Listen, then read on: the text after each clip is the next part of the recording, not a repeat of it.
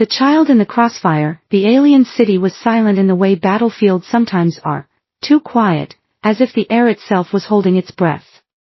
Human soldier Daniel Cross moved carefully through the narrow streets, his boots crunching on broken glass and scattered pieces of alien pottery. The ceasefire had been announced only 2 hours ago, but the smoke still rose in thin, black streams from the buildings. He had seen too many of these places, cities that once held life and music now reduced to ash and rubble. Daniel's orders were simple: patrol this sector, keep the peace, and avoid unnecessary contact with the alien civilians. The war had been long and bitter. Trust did not come easily here. He adjusted the strap of his rifle and kept his eyes moving. Every shadow felt like it could hide danger. Then he saw her. A small alien child, no more than 6 or 7 years old, stood in the middle of the street. She had pale blue skin, big silver eyes, and tiny ridges along her forehead, like most of her kind. Her thin arms hugged a worn stuffed toy against her chest. She looked lost, frozen in place. The street around her was empty, too empty. Daniel slowed. His training screamed at him to be cautious. Civilians sometimes wandered into danger zones, but sometimes they were bait, used by enemy fighters to lure soldiers into traps. "Hey," he called softly, lowering his voice so he wouldn't scare her. "It's okay. I'm not going to hurt you." The girl didn't move. Her gaze darted upward toward a rooftop, then back to him. Daniel's instincts flared. He knew that look. He'd seen it in war zones before. She was looking at danger. A flash of light caught the corner of his vision. A sniper's scope. Without thinking, Daniel moved. He sprinted forward, his boots pounding on the cracked pavement. The girl's eyes widened, but before she could react, he slammed into her, turning his back to the threat. The sound of the shot was sharp and cruel. It hit his armor square in the shoulder, knocking him off balance. The force drove him to his knees, but he held the child tight, shielding her small body with his own. Pain flared, hot and deep, but his armor had taken most of the damage. Still, he didn't let go. "Stay down," he whispered, his voice firm but gentle. The sniper fired again, this time missing, the bullet sparking against the wall behind them. Somewhere down the street, a group of alien civilians began shouting, their voices echoing between the buildings. Daniel heard hurried footsteps above. Whoever had taken the shot was retreating. Only when he was sure the danger had passed did Daniel loosen his grip. The girl's breathing was quick and shallow, her small fingers clutching at his armor as if letting go would mean losing safety forever. "It's okay now," he said again. "You're safe." She blinked at him, her silver eyes reflecting confusion and something else, something like wonder. Slowly, she reached up and touched the dent in his armor where the bullet had hit. Her lips moved, forming words in her native language that Daniel didn't understand. The shouts of the approaching alien civilians grew louder. Daniel stood, still keeping the girl close, and turned to face them. A dozen pairs of alien eyes locked on him, full of shock. Some held anger, others disbelief. No one moved closer. In the back of the crowd, a tall figure stood perfectly still. She was draped in black ceremonial robes, her head crowned with a silver circlet. Her presence was impossible to ignore, commanding, powerful. Her gaze was fixed on the child in Daniel's arms. Daniel didn't know it yet, but this was High Matriarch Vera, one of the most feared leaders of the alien resistance. And the girl in his arms was her daughter. The civilians parted slightly as the matri Arch stepped forward. She didn't rush, her movements were calm, almost too calm. She stopped just a few feet from Daniel and looked at the child, speaking softly in their language. The girl reached for her, but didn't pull away from Daniel completely. Vera's eyes narrowed, studying the human soldier who had put himself between her child and death. There was no thank you, no smile, no expression Daniel could easily read. Only a sharp, unreadable intensity. Without another word, she turned and gestured to her guards. The aliens stepped forward, surrounding Daniel and the child. For a tense moment, Daniel wasn't sure if they meant to attack him or escort him. the girl's small hand squeezed his. He looked down at her, then back at the matriarch.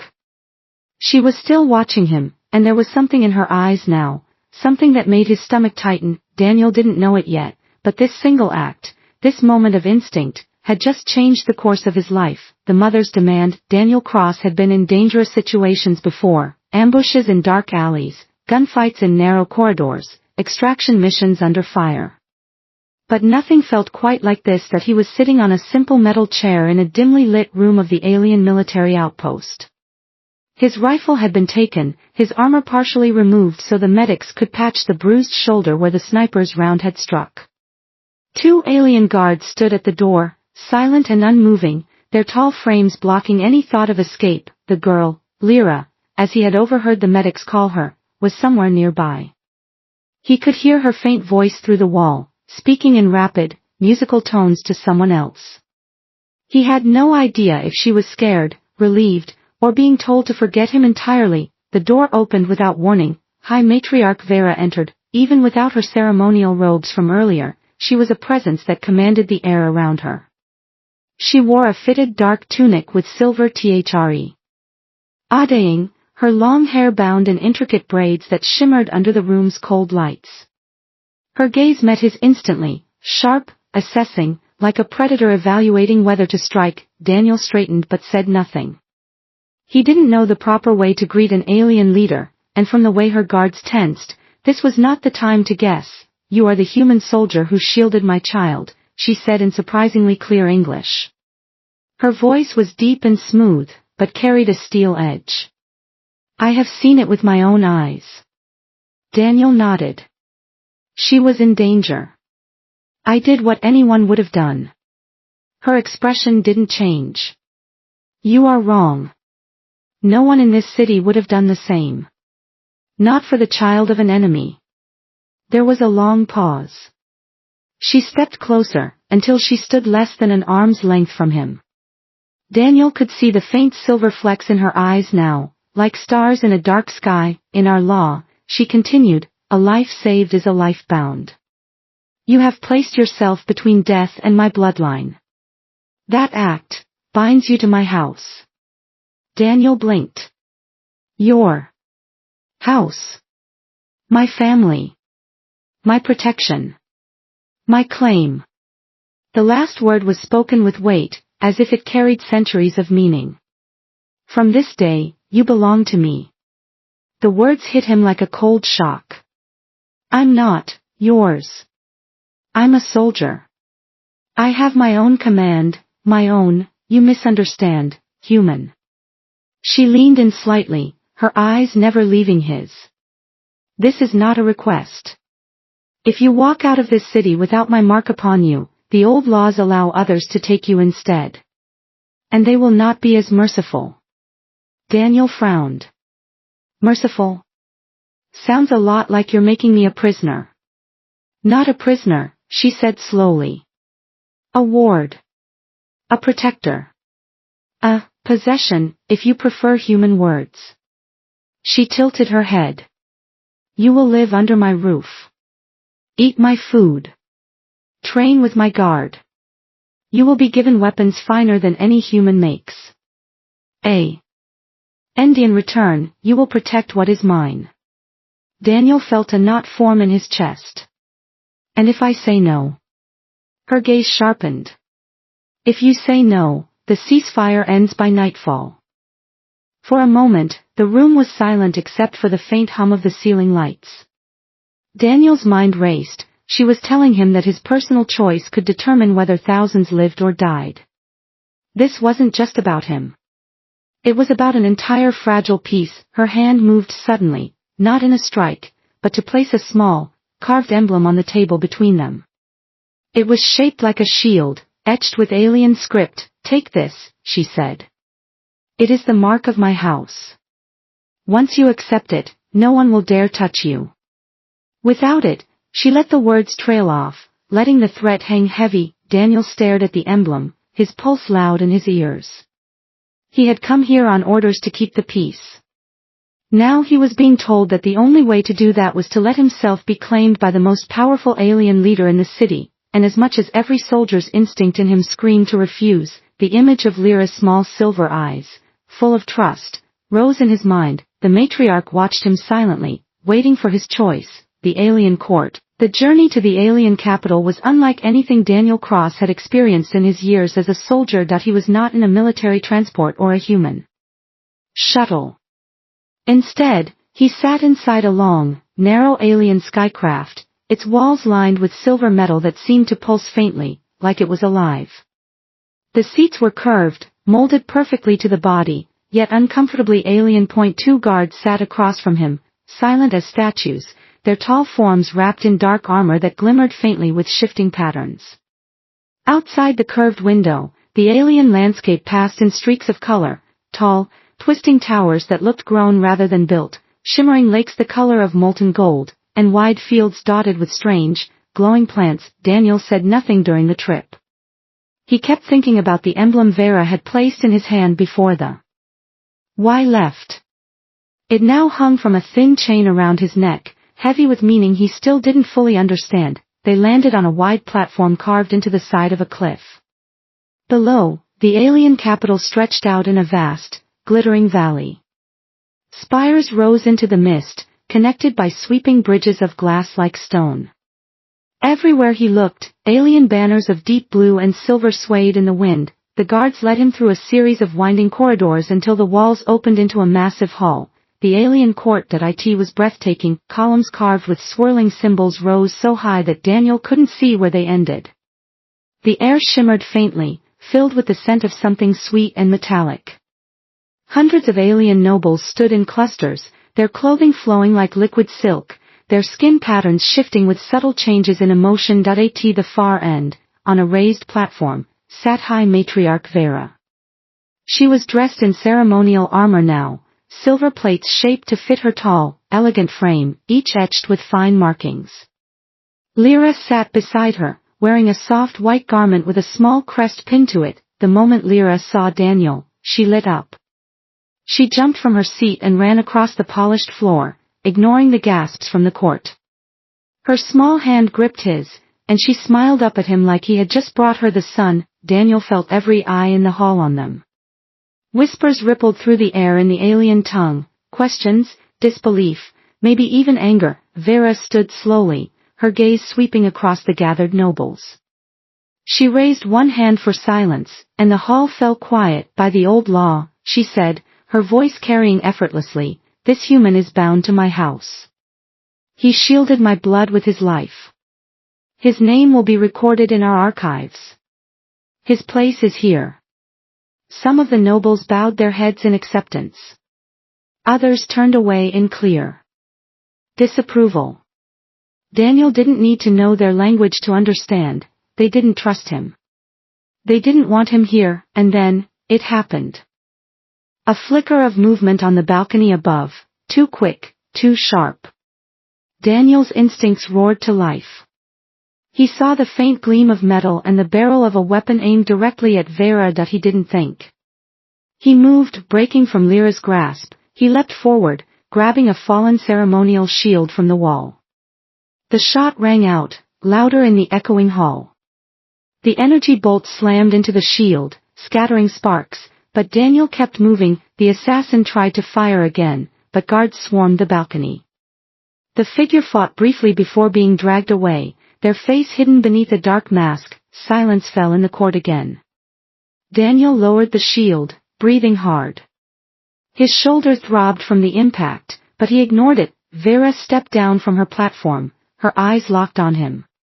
Twice now, she said, her voice quieter but carrying more weight, you have placed yourself between death and my house.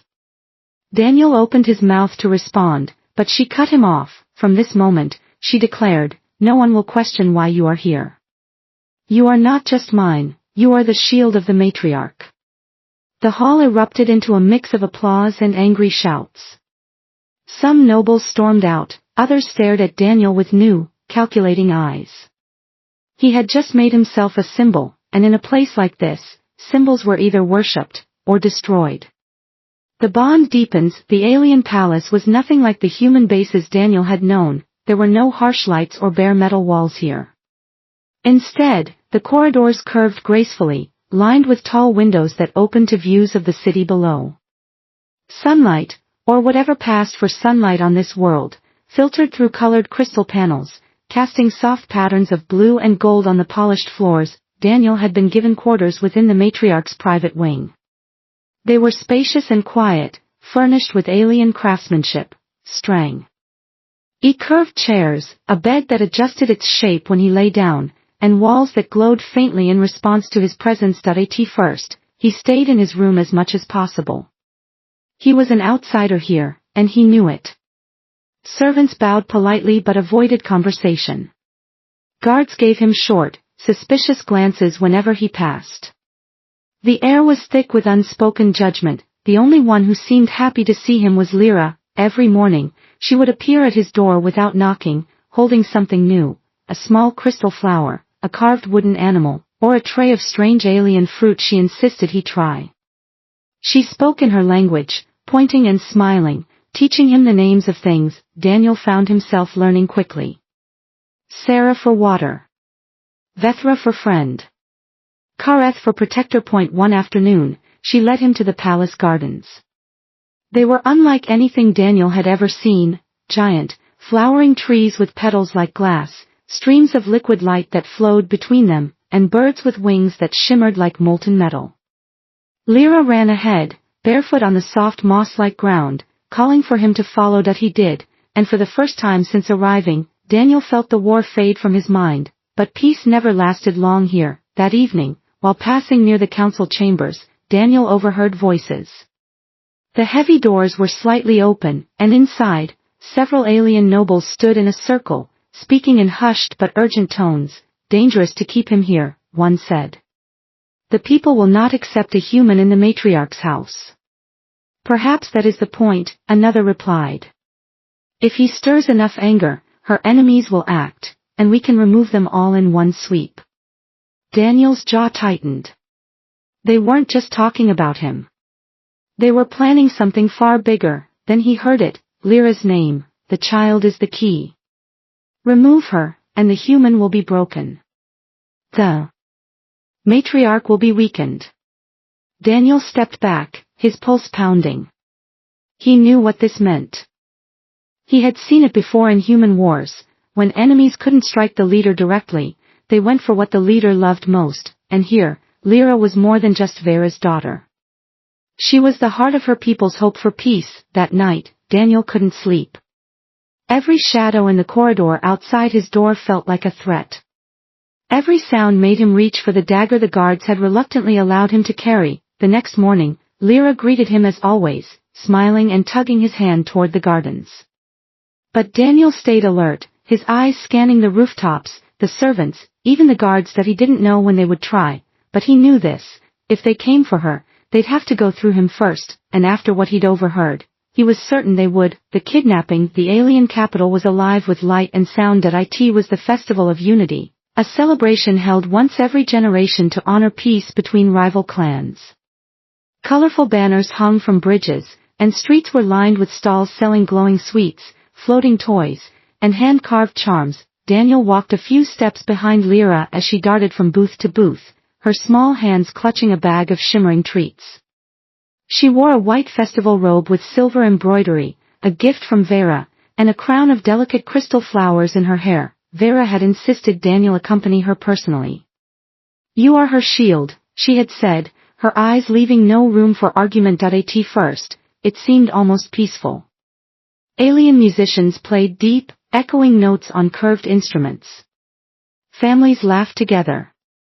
The air was warm, scented with spiced drinks and sweet pastries, but Daniel had been a soldier too long to relax completely. His eyes kept moving, scanning the crowd. That was when he noticed them. 3 figures, dressed in festival colors but moving wrong, too deliberate, too focused. They stayed. Just at the edge of his vision, their faces hidden under patterned veils. He quickened his pace to stay closer to Lyra. She had stopped at a stall selling tiny floating lanterns shaped like birds, reaching for one with both hands. Then it happened, the lantern vendor leaned forward, pretending to help her, and in one swift motion, a dark cloth was thrown over Lyra's head. One of the veiled figures grabbed her, yanking her off the ground. She kicked and screamed, but the crowd's noise swallowed her voice. Daniel's world narrowed to a single point that he was already moving before the cloth hit the ground. Lyra. His shout cut through the festival, heads turning as he tore through the crowd. The kidnappers pushed forward, vanishing into a narrow side street. Daniel followed, shoving past startled vendors, his boots slamming against the stone. He caught sight of Lyra's small feet kicking as she was carried. The kidnappers turned sharply into an alley lit only by faint blue wall lamps. One of them glanced back and saw him. They pulled a short, curved blade from beneath their robe. Daniel didn't slow. The first attacker swung at him, but he caught their wrist, twisting it until the blade clattered to the ground. He slammed them against the wall and kept moving, his breath sharp and fast. The remaining two had almost reached a small hover skiff waiting at the alley's end. Daniel sprinted harder, every muscle screaming. In the final seconds before they could board, he grabbed the skiff's railing with one hand and wrenched it sideways. The machine lurched, sending one kidnapper sprawling, the other still held Lyra. Daniel drew the ceremonial dagger from his belt. It wasn't a human weapon, but its edge gleamed with alien craftsmanship. He threw it, not at the kidnapper, but at the rope binding Lyra's arms. The blade sliced clean through, she slipped free, falling hard into Daniel's waiting arms. He turned, shielding her as the skiff roared away into the night, the last kidnapper escaping into the city. Lyra clung to him, trembling. Her small voice was muffled against his armor. Kareth, she whispered, the alien word for protector. Daniel looked down at her, breathing hard. You're safe now. But they weren't. Heavy footsteps pounded from behind. Alien guards, Vera's own, surrounded him, their weapons raised. You will come with us, one barked. Now. Daniel's brow furrowed. I just saved her. Again. You are under suspicion, the guard said coldly. For staging the attack. Before Daniel could answer, the crowd parted, and Vera herself stepped into the alley.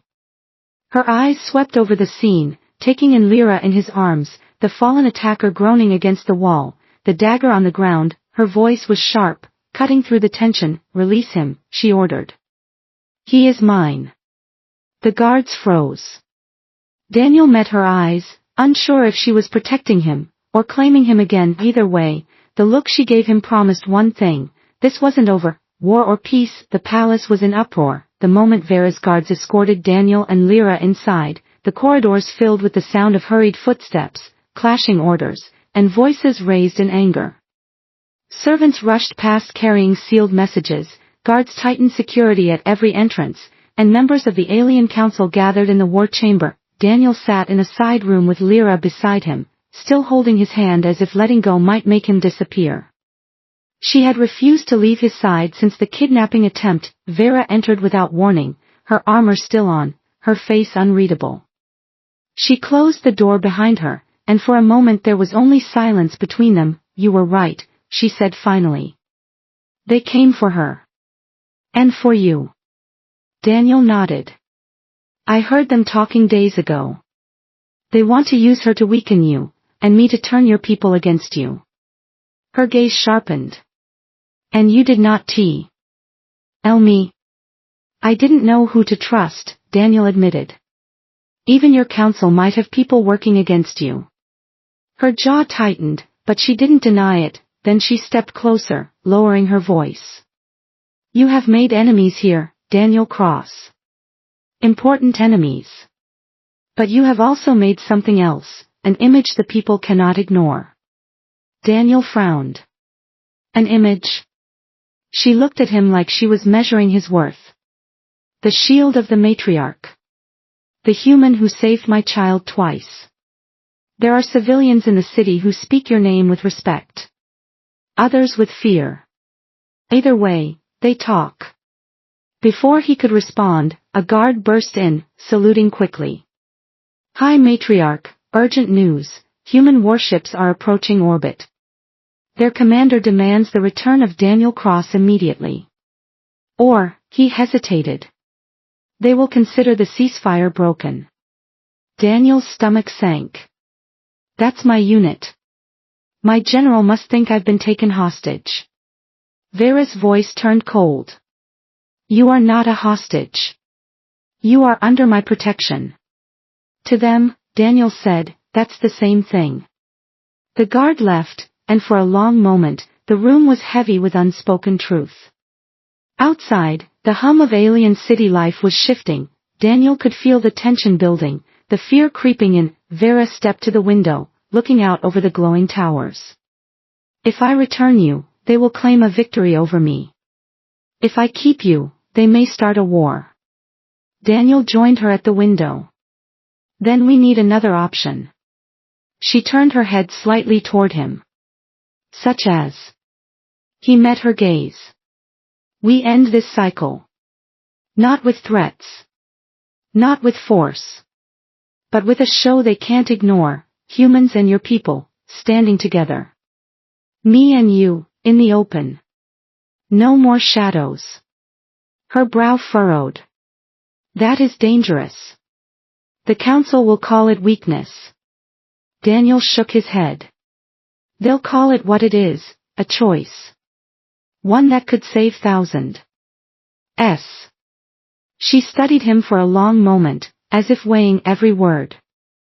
Finally, she said, if we do this, there is no going back. You will be bound to this cause. And to me. Daniel gave a faint smile. Haven't I been since the first day?